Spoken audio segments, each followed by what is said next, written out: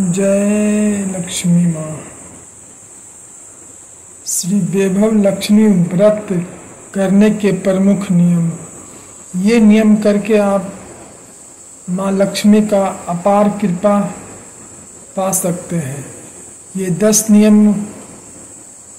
ये नियम कौन कौन से हैं, चलिए स्टार्ट करते हैं। व्रत शुरू करने से ये नियम जानना बहुत ज़रूरी है, जिससे माँ लक्ष्मी की कृपा सदा आपके ऊपर बनी रहेंगी। जय लक्ष्मी माँ। चलिए स्टार्ट करते हैं। इस व्रत को किसी भी शुक्रवार से शुरू कर सकते हैं, परंतु यदि प्रथम शुक्रवार शुक्ल पक्ष का हो तो यह अति उत्तम है।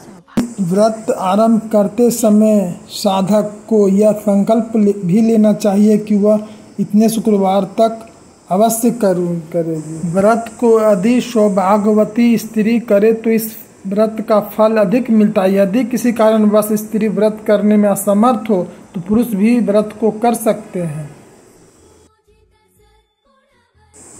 व्रत करने वाला यदि विवाहित हो तो दोनों पति पत्नी मिलकर इस व्रत को करे, माँ लक्ष्मी अत्यधिक प्रसन्न होगी।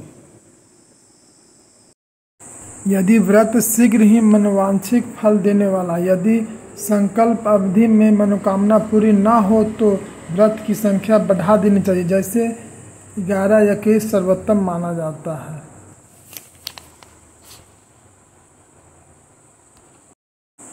व्रत अपनी इच्छा एवं श्रद्धा पूर्वक करना चाहिए। खिज मन से या किसी दूसरे के कहने पर बगैर श्रद्धा भक्ति भाव के व्रत करना शुभ फल नहीं मिलता है। व्रत रखने से पहले और व्रत के दिनों में मन शुद्ध कर ले। किसी प्रकार के छल कपट पाप देव द्वेष मन में नहीं आना चाहिए। व्रत करते समय मन में स्वार्थ नहीं होना चाहिए, बल्कि मन में भाव होना चाहिए कि मुझे माँ लक्ष्मी को प्रसन्न करना है। यदि किसी व्रत वाली शुक्रवार को स्त्री मासिक धर्म में हो जाए तो उस दिन व्रत नहीं करना चाहिए तथा उसके अगले शुक्रवार को फिर से व्रत आरंभ कर देनी चाहिए।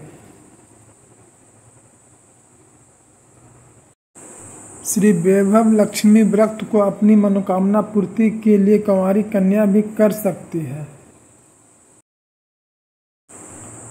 यदि व्रत काल में स्थिति बीमार हो जाए तो किसी शारीरिक पीड़ा से कारण व्रत रखने में असमर्थ हो तो उस शुक्रवार को उसके पति भी व्रत कर सकते हैं, तब भी व्रत का पूर्ण फल प्राप्त होगा।